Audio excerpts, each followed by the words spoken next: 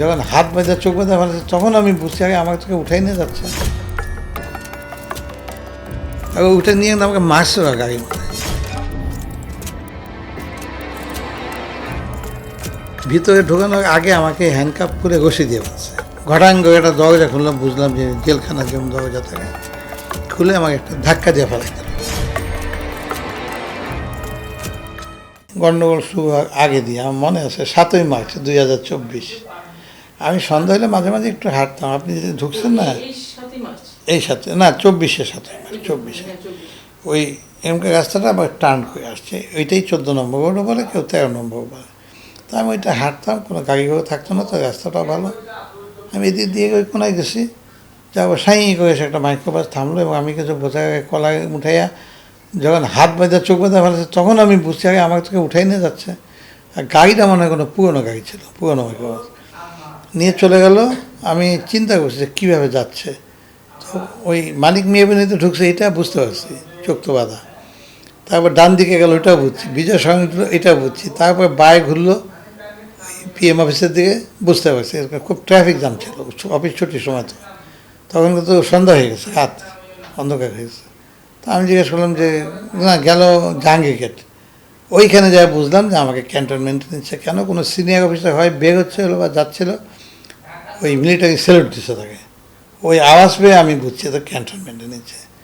তখন আর হিসাব করতে করতে যাচ্ছি, আর পরে বুঝতে পারিনি, নিয়ে এক জায়গায় নিয়ে প্রায় 20 মিনিট পরে এক জায়গায় নিয়ে থামালো। থামায় বলে নাম বেটা, চুল ধরে টাইনে নামাইলো, হাতে হ্যান্ডকাপ দেওয়া, পিছনে দিয়ে হাতে হ্যান্ডকাপ দেওয়া। বুঝতে বুঝতেই তো মেন রোডে উঠে গেছে, আর উঠে নিয়ে আমাকে মারছিল গাড়ির মধ্যে। তো আমাকে বলছে যে আপনাকে এই কথা বলছে, আপনাকে সন্ত্রাসী না, আমরা গভর্নমেন্টের লোক, আপনাকে কিছু জিজ্ঞাসাবাদের জন্য নিয়ে যাচ্ছি, আপনি ভয় কিছু নেই। আমাকে ভয় মারতেছেন, আমাকে মারছেন কেন তাহলে? যাক ওইভাবে নামায় নিয়ে চুল ধরে অল্প একটু রাস্তা কয়েক ফুট হাঁটায় নিয়ে ঘটাঙ্গ একটা দরজা খুললাম, বুঝলাম যে জেলখানার যেমন দরজা থাকে, খুলে আমাকে একটা ধাক্কা দিয়ে ফেলাই দিল, পাঠাই দিল। আমি হুবহু করে 10-12জন লোকের উপরে যাই পড়লাম। ওই আমাকে একজন মুখে বললো যে এই একটু জায়গা করেছি বসেন, এখানে আমরা এই ঘরটার মধ্যে আমরা 20-25 জন আছি। আমি তো দেখতে পাইনি, তবে বুঝতে পারি। তো গেলাম, সন্ধ্যা হইলো, বসে এইভাবে বসে রাত কাটলো। সকাল হইলো, ব্রেকফাস্ট দিল সবাইকে, আমাকে দিল না, বললো আপনার খাওয়া ওটা এখনো হয়নি।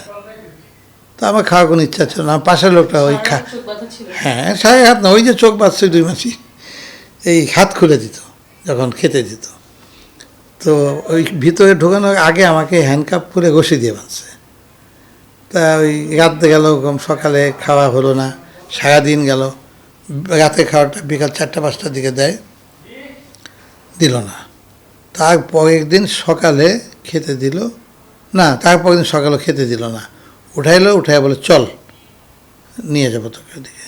এই 4-5টা ঘুম পরে একটা দরজা খোলাই ছিল মনে হয়, ধাক্কা দেওয়া ফেলাইলো, দেখলাম যে ঘুমটা কেউ নাই। আমি বুঝলাম হাত টাত সব বাঁধা।